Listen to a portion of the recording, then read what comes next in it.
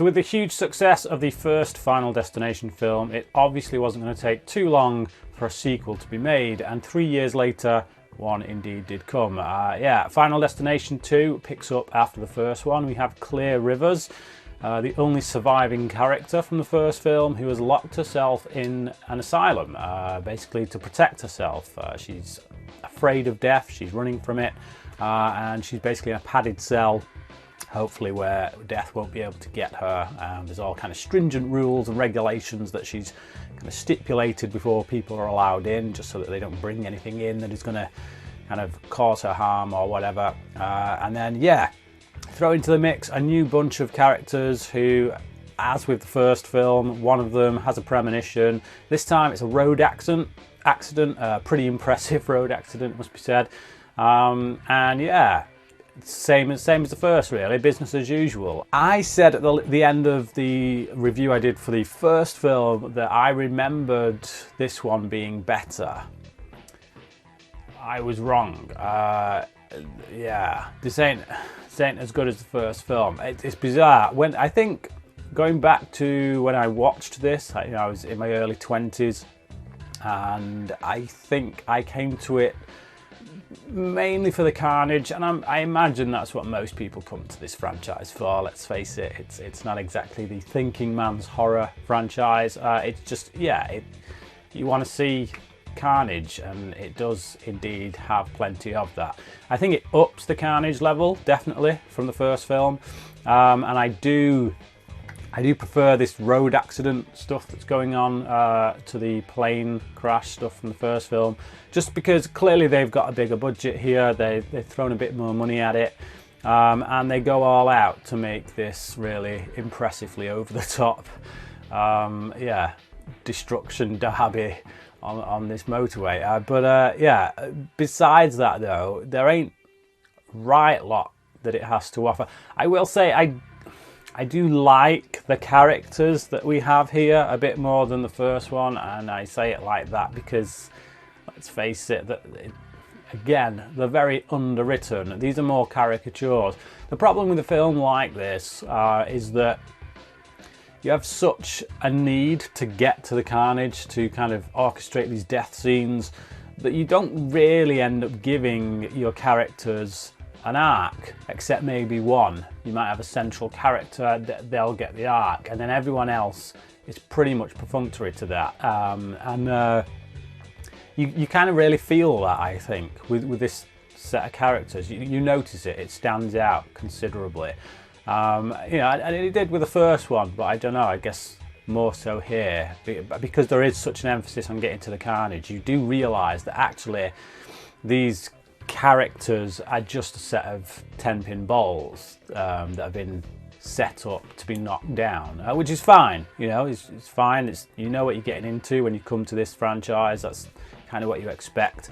But it does leave me feeling somewhat flat by the time I get to the end of the film, in the sense that there isn't really anyone here that I particularly care about. Again, same with the first film. The performances, again, they're probably on par with the first film. They're cribbing from that Vancouver talent pool once more. Not that I have anything against Vancouver or their talent pool, but it has a particular flavour about it, does Vancouver. And I know it's like a lot of companies, they go and they shoot there because of tax breaks. They're able to shoot things pretty cheaply there. But it kind of gives, anything that's shot in Vancouver, it kind of has that same flavour to it, that same vibe. And you can try and tell us that it's some big city somewhere else, but at the end of the day, it always just looks like Vancouver, lots of forestry and whatnot.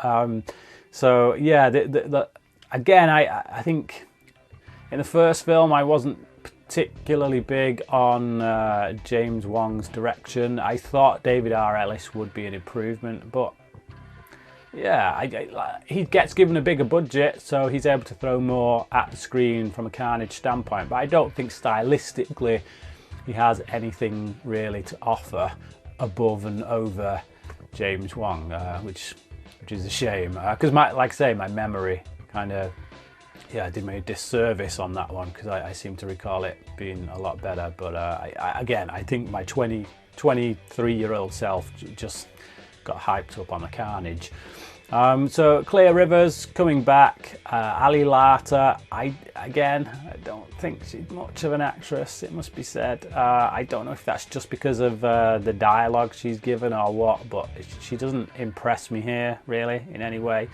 I have some fun with a few of the periphery characters. Again, they're not given a right lot to do other than kind of have a particular character trait. So you'll have one who's obviously the stoner, you've got one who's the know-it-all, he's going to escape death, he's in control of his life, you've got the preppy little businesswoman who's career-minded, and you know, it's like I say, they're just, you give someone a particular trait and you kind of ramp up that trait and that becomes their character, but they don't particularly have an arc to speak of. So yeah, they're fodder, they're cannon fodder. I do like where they take the lore from the first film, just that idea that actually, because the people got off the plane in the first film, the fact that they lived even for an extra day, even for an extra hour, you know, if death had come and got them within that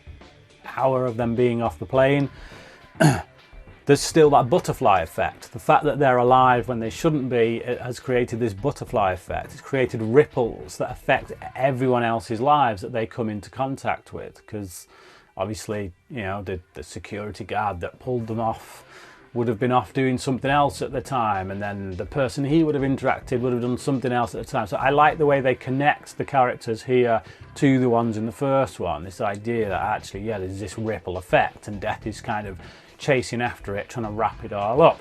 It doesn't make a right lick of sense though that this idea of death kind of starting backwards and going to the front. So in the Premonition, obviously in the first film it went in the order in which they died, and in this one it's going in reverse order of which they died. And they, like I say, they spin us this line about how death is doing it backwards to wrap up the loop, and it's like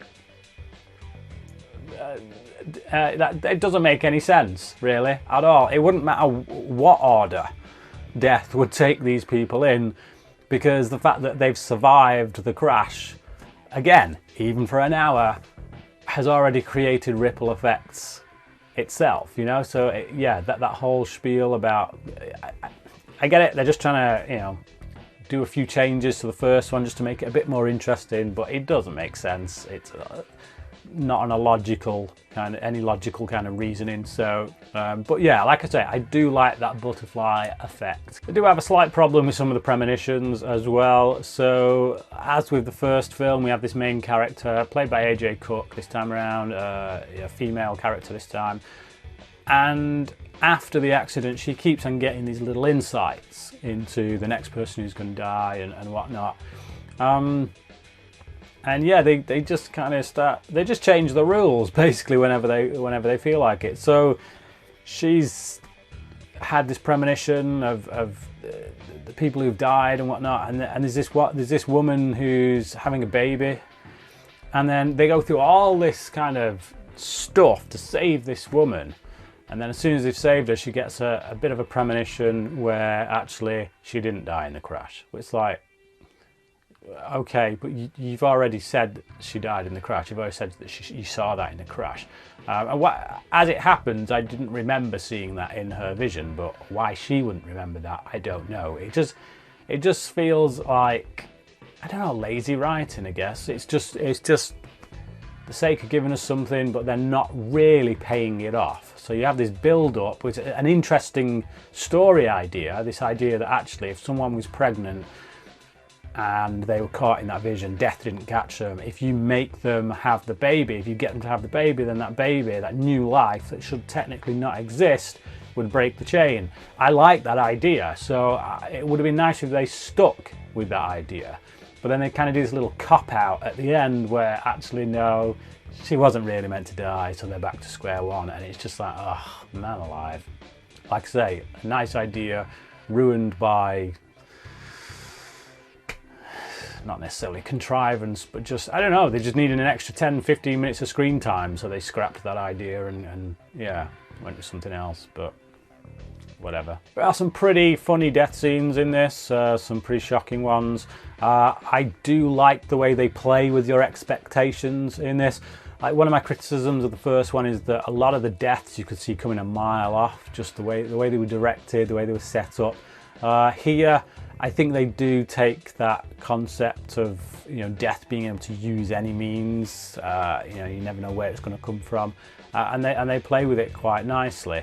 One in particular is this woman who's kind of caught in the car, and you see this kind of oil, kind of gasoline making its way down towards the car. So you're obviously thinking that she's going to die in an explosion. Death is going to find some way to ignite that oil, ignite that gasoline, and she's going to go up like a bomb in the car. So it's really quite a surprise when this fireman kind of wedges this thing into the car, flips her, it accidentally flips her airbag out, which pushes her head into a spike. Comes out of nowhere, you don't see it coming, you don't expect it.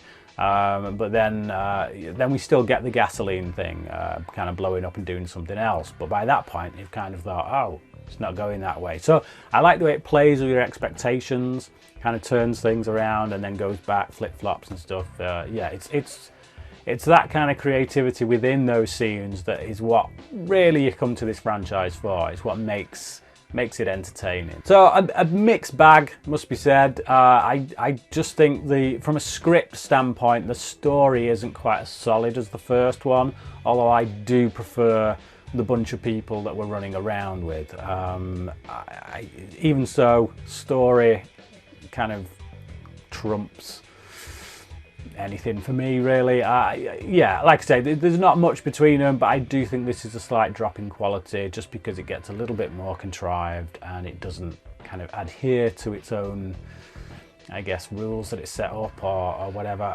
It just, yeah, I'd still give it a 3 out of 5, but it's only just a 3 out of 5. It's entertaining, but I can't really say much more than that. But yeah, what about you? Final Destination 2, have you seen it? What did you think about it? Comment below, let me know your thoughts. Until next time, crack it.